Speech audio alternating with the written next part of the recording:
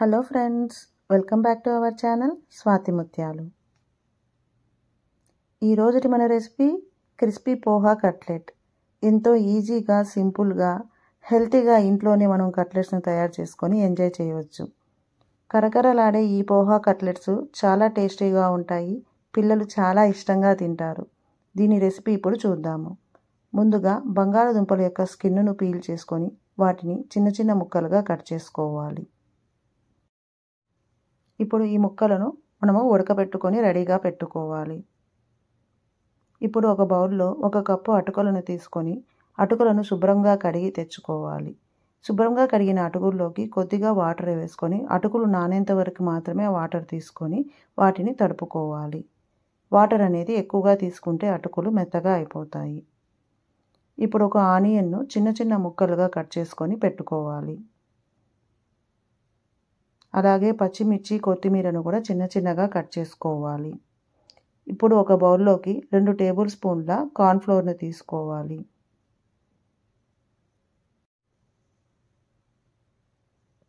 ఇప్పుడు ఇందులోకి కొద్దిగా వాటర్ను యాడ్ చేసుకుంటూ దీనిని కలుపుకోవాలి.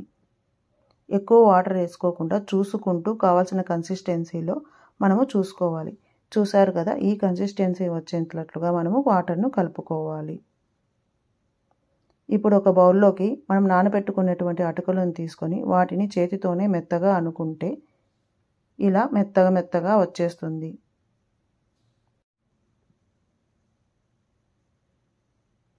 ఇప్పుడు ఇందులోకి మనము ఉడికించి పెట్టుకునేటువంటి బంగాళదుంపను యాడ్ చేసుకొని దానిని కూడా మెత్తగా అందులోకి కలుపుకోవాలి.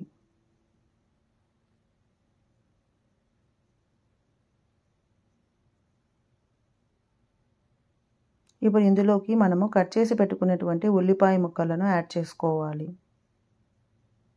అలాగే కొత్తిమీర, పచ్చిమిర్చీలను కూడా యాడ్ చేసుకోవాలి. తర్వాత ఇందులోకి రెడ్ చిల్లీ ఫ్లేక్స్ను యాడ్ చేసుకోవాలి.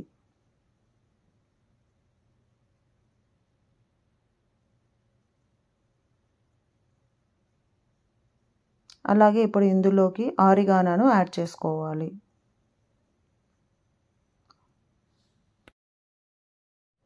ఇప్పుడు ఇందులోకి ఒక 1/2 టేబుల్ స్పూన్ ఉప్పును యాడ్ చేసుకుంటున్నాను. ఈ మిశ్రమాన్నంతా చేత్తో ఒకసారి బాగా కలుపుకోవాలి. ఇప్పుడు ఇందులోకి కొద్దిగా పసుపు, 1/2 టేబుల్ స్పూన్ కారం పొడి, 1/2 టేబుల్ స్పూన్ ధనియాల పౌడర్, అలాగే కొద్దిగా గరం మసాలాను యాడ్ చేసుకొని ఈ మిశ్రమాన్నంతా మరొకసారి చేత్తో బాగా కలుపుకోవాలి. ఇక్కడ మనం టేస్ట్ అంతా ఒకసారి చెక్ చేసుకోవాలి. ఉప్పు, కారం అన్నీ సరిగ్గా ఉన్నాయా అని. ఇప్పుడు ఈ మిశ్రమంలోంచి కొద్దిగా మిశ్రమాన్ని తీసుకొని చేత్తో ఇలా బాల్ రూపంలో చేసుకోవాలి. ఇలా బాల్ రూపంలో చేసుకున్న తర్వాత అరచేతిలో దీన్ని స్ప్రెడ్ చేసుకుంటూ కట్లెట్ షేప్లో చేసుకోవాలి. ఎడ్జెస్ అనేవి ఓపెన్ అయి ఉంటాయి కాబట్టి వాటిని కొంచెం వేలుతో అటు ఇటు టచ్ చేసుకుంటూ ఎడ్జెస్ అంతటిని కవర్ చేసుకోవాలి. ఇలా చేసుకుంటూ వీటిని మనము కావాల్సిన షేప్లో కట్లెట్ రూపంలో తయారు చేసుకొని రెడీగా పెట్టుకోవాలి. ఇలాగే మిగతా పిండిని కూడా మొత్తం అంతా మనము బాల్స్ లాగా చేసుకుంటూ వాటిని కట్లెట్ రూపంలో చేసుకొని రెడీగా పెట్టుకోవాలి.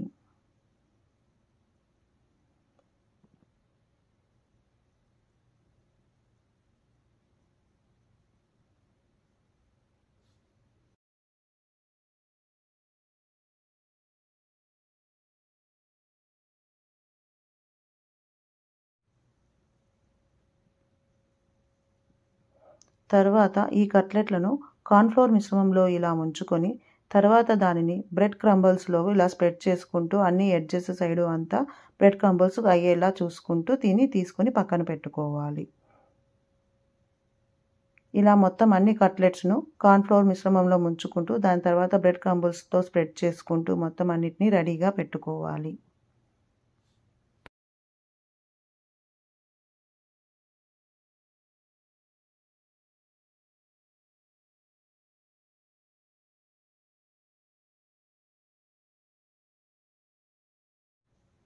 ఇలా రెడీగా పెట్టుకున్న వాటిని ఓ 15 నిమిషాలు ఫ్రిడ్జ్లో పెట్టుకొని తర్వాత ఇలా స్టవ్ మీద ప్యాన్లోకి ఆయిల్ పెట్టుకొని అందులోకి వీటిని వేసుకొని ఫ్రై చేసుకోవాలి. నూనెలోకి కట్లెట్స్ను వేసిన తర్వాత వాటిని వెంటనే తిప్పకుండా ఒక 2 నిమిషాలు అలాగే మీడియం ఫ్లేమ్లో ఫ్రై అవ్వనివ్వాలి. ఇలా మీడియం ఫ్లేమ్లో ఫ్రై చేసుకోవడం వల్ల కట్లెట్ లోపల అంతా బాగా ఫ్రై అవుతుంది.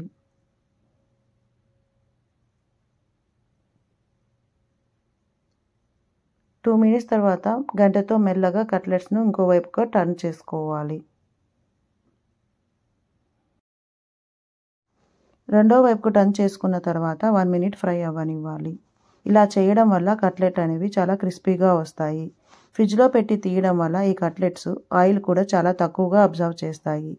ఇలా లైట్ గోల్డెన్ బ్రౌన్ వచ్చేంత వరకు వాటిని ఫ్రై చేసుకొని తర్వాత వాటిని తీసుకొని మనం టిష్యూ పేపర్ పైన పెట్టుకొని కొంచెం సేపు పెట్టుకున్నామంటే మన యమ్మీ అండ్ టేస్టీ కట్లెట్స్ రెడీ అయిపోయాయి.